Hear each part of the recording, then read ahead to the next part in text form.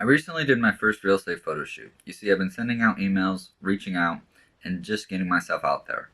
And guess what? I finally got an opportunity. Everything didn't go as planned, but if everything went as planned, then I wouldn't have learned as much as I did. Let's get into what I learned. The first thing I needed to learn was HDR, or high dynamic range. I knew high dynamic range, or HDR, was important for real estate photography, but I didn't know exactly how to do it. So I had to learn on my Nikon D3 400 how to do multiple exposures to create the high dynamic range photo. You do that by changing the exposure compensation and making the exposures manually. I learned later on that most photographers don't do this. They have a newer camera that actually has auto exposure bracketing, which is a feature in newer cameras. I decided to rent a camera, which was the Sony a7 IV with a 16 to 35mm lens that cost me $300.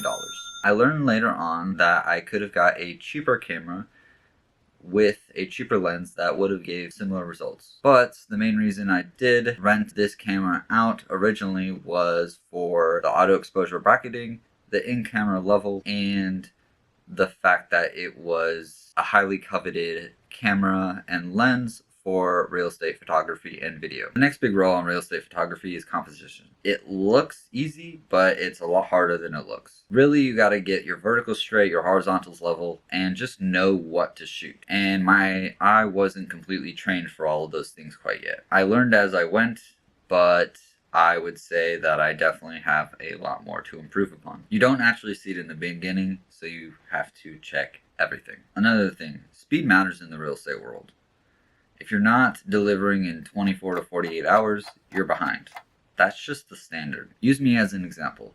I had the photo shoot on Tuesday. The realtor wanted to do the listing on Thursday. So I had essentially a day to edit the photos. I wanted to get it to him by Wednesday, if at all possible. So I edited the photos when I got back. It took about 2 hours to do the actual shooting process. And I got back, edited the photos into a little bit of the night or that late evening. Then I had my day shift the next morning to afternoon, got back home, and then edited the photos after I got off of work into the night. And then I woke up super early to have more finishing touches on Thursday, worked on it at work on my breaks to have more finishing touches, worked on it when I got home for an hour or two to have more finishing touches and get it delivered to him, and I still got it delivered to him later than I wanted to. I got it to him on the evening of Thursday when I initially wanted to get it to him on Wednesday in the evening at the latest.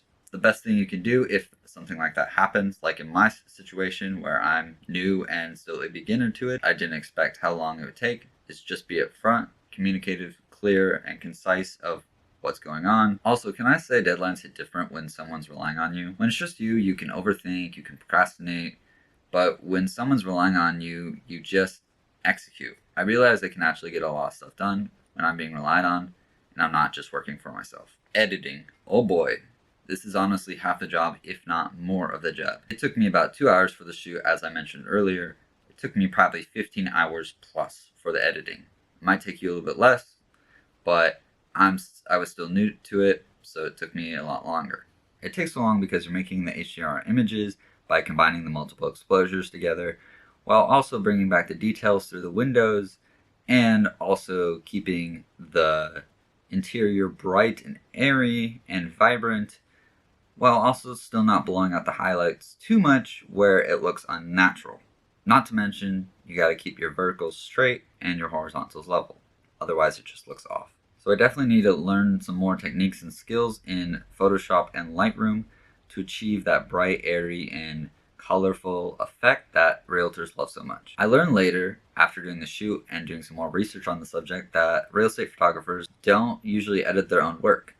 They usually outsource it.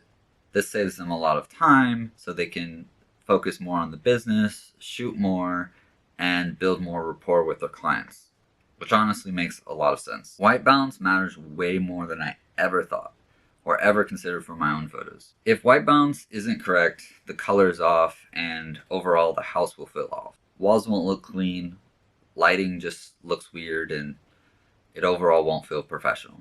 So getting accurate color is something you have to aim for every single time. Charging felt a little awkward at first, especially because I haven't charged for any of my creative work like ever. But I realized I'm not just taking photos, I'm helping a realtor market the property and overall make money themselves. So I asked the realtor for a price adjustment of $200 instead of $120 because of all the work and editing I did, and the house was a lot bigger than I was expecting and a lot more work than I was expecting to do. And luckily he did accept, even though I felt a little weird and awkward about it. I was worried that he might not accept it, but luckily he did. I'm glad he did accept it because I worked really hard on trying to get those photos to well present the property and as perfect as I can make them with the current skills I had. The other realization I had is, since I was paid for this gig, my creative work actually does mean something and my effort and time wasn't wasted. Originally I had 3 photo shoots lined up. One of them fell through because the homeowner still had more to do on their property, so that one fell through. The second one is the one I did, which that one was a huge house, almost 4,000 square feet, so you could see how much photos I did have to edit and how much work it was. The last one was a little odd, a little weird, a little confusion. I actually got double booked with another photographer. It was super nice, super chill, but we were both really confused when we got there. My photos weren't fully at the level that the realtor needed from the second shoot. I was trying to get in contact with him for getting a reshoot for it. He never really got in contact with me. I was messaging him, trying to get set up a call, never did. So I was booked for this, so I was going to definitely show up. And we were both confused when we got there. So we got in contact with the realtor, realized the other photographer was the one he was expecting to do the shoot. So he went and did the shoot. Me and the realtor talked, and he complimented me on my grind and grit and that I just need to work on my compositions, which I appreciated him letting me know. And to stay in touch so we can connect in the future for future projects and connect with other realtors and other real estate photographers, and to potentially shadow this real estate photographer, which I was going to do and will do in the future, so I can learn more and get better at my compositions and potentially editing or asking him about editing techniques. The other thing is now I have both of them as the connections, which is great and it's not all bad. Plus I got paid for the other shoot I did, so that is awesome. What it did make me realize though is I have a lot to improve on, especially before I do my next shoot. Flexibility and adaptability is key, especially in business and working with clients. Shoots fell through, things got rescheduled, things didn't go as planned. As I said with the second shoot, me and the other photographer had to work it out on the day of and roll with the punches. And honestly, being real with myself, my photos weren't as good as I thought they could be, but now I know exactly what I need to do to improve, and that's a lot better than just guessing. So I'm going to keep shooting, keep working on it, keep improving, keep documenting the process. If you're looking to get into real estate photography or anything related to photography and creative business, I would say just start. You'll learn way faster just doing it. Have other ideas of what to make videos about next? Comment down below. I'll see you guys in the next time. Peace out. Bye.